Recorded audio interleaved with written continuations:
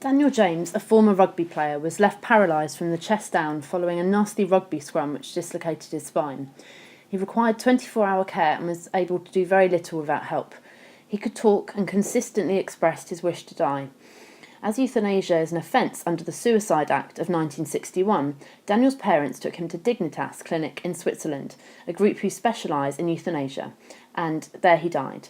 His parents were investigated by the police when they returned, but were not charged, even though they broke the law by assisting Daniel to die. This story gives you an insight into some of the debates surrounding euthanasia. Euthanasia, meaning good death, involves painlessly ending someone's life. This may be voluntary or non-voluntary. Voluntary euthanasia is where a parent who is dying requests for their life to be ended, just as Daniel James did. Because this is legal in countries like Switzerland but not the UK, many patients now travel to a different country in order to get doctor help to die. They might be suffering from a painful illness, for example, and feel that their quality of life is very poor. Currently, UK law forbids active euthanasia. Active euthanasia is any type of euthanasia where active measures, such as using lethal injection, are taken to end a life. However, UK law does not allow doctors to do this. UK law does, however, allow doctors and relatives of a patient to use some forms of passive euthanasia. This is withdrawing measures used to keep someone alive, for instance, switching off life support. This is where medical treatment then, being given to keep someone alive, is taken away. One reason for this is that doctors must take a Hippocratic oath in which they promise to save people, not harm them. This means that passive euthanasia is allowed, but active euthanasia is still not. The law punishes people who assist euthanasia, even if there is evidence that the patient wanted it under the 1961 Suicide Act. The issue of euthanasia has been in the news recently for many different cases, but it was particularly prominent in the news after Michael Jackson's doctor was accused of using active measures to end Jackson's life. He was found guilty. The question that people ask is whether doctors have the right to do this, whether ending a life when a patient requests it is acceptable, or whether the patient's family have the right to decide for them. It all boils down to that same issue.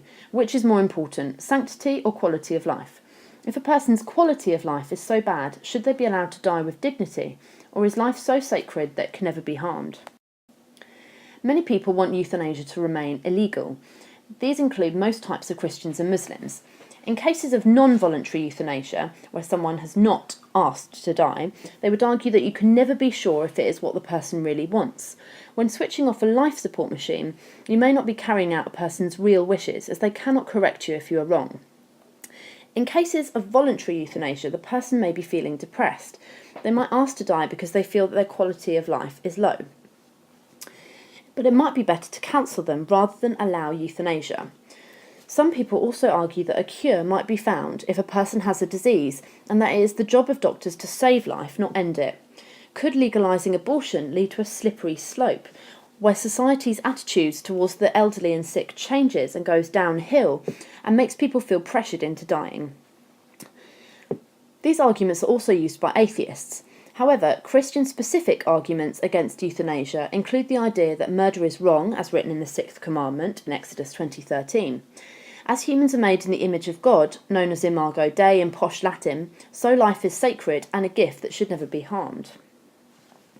This idea comes from the creation story in Genesis 1:26 to 1:27, where God is said to make man and woman in his own image. The Bible also says that suicide is wrong. Until quite recently, people who had committed suicide were not allowed a religious burial, and assuming they failed in their attempt, they could even be put in prison for trying. Strict Christians and Roman Catholics also argue that euthanasia is unnatural, as only God has the right to decide whether life should end or not doctors or anyone else. In the Catechism, or official law of the Roman Catholic Church, it says, "An act that causes death in order to eliminate suffering constitutes murder." Some very liberal Christians argue that euthanasia should be legalised because it would allow people to die with dignity in a way that they choose. It would also save on medical costs and would relieve families of burden. Medical advances have meant that people are being kept alive despite having painful diseases or being very disabled. Life expectancy used to be much lower. Imagine a world where the problems we hardly think twice about, like asthma or allergies, could cause death. And remember that the most common killer of women was childbirth. If that's the case, then we should not perhaps be afraid of letting someone go if they're being kept alive longer than is natural. They would argue then that the unnatural law used by Christians who oppose euthanasia is actually not applicable. Especially if it could end suffering, then people would argue that there needs to be a right to choose. People should be given rights over their own bodies, and dying should be a choice on this argument. Plus, some forms of euthanasia are already legal. If passive euthanasia is allowed, why not allow active euthanasia if a person is not going to die anytime soon, but still really wants to? They would argue that there's no moral difference between switching off life support and allowing someone to die painlessly through active measures. And as always, for this type of argument, many liberal Christians argue that the most important teaching in the Bible that trumps all others is the golden rule, to treat others as you wish to be treated, as Jesus said. This is found in Mark 12:30. That was interesting writing. Killing someone who desperately wants to die could also be the most loving thing to do. We've come across that quotation, which you should remember too. For your exam, you must explain different Christian attitudes to euthanasia. You may be asked why euthanasia is controversial, or why Christians disagree, and should be able to discuss why most Christians are against euthanasia, but why a liberal few argue that it should be legalised. Muslims are generally against euthanasia as well. They believe that suicide is wrong and will result in being sent to hell. They believe that on Judgment Day, those who have committed suicide will go to hell because it is written in the Quran. There's a quote if you want to remember a really long one.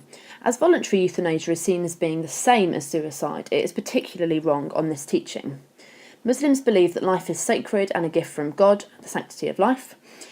And euthanasia is nearly always seen as wrong because it is seen as taking away a life.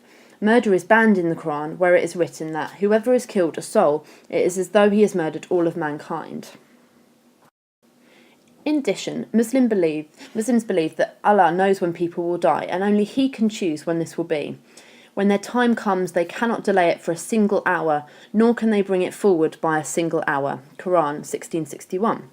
Life may be hard and quality of life low, but Islam teaches that life is a test from God. The Prophet Muhammad said that ending life early, which euthanasia is, would be like cheating in a test. No good can come of trying to have it easy all the time. It is the best thing to try and learn to live with problems, accept them, and be thankful for what you have. Some Muslims agree with the above ideas, but might feel that switching off life support machines is not euthanasia. More liberal Muslims argue that life support machines can be switched off if doctors agree life has already ended. They believe that if someone is brain dead, God has already taken their life, and so switching off the machine would not count as euthanasia. You need to remember these different arguments when doing evaluation questions, as well as if you're asked to explain Muslim attitudes to euthanasia.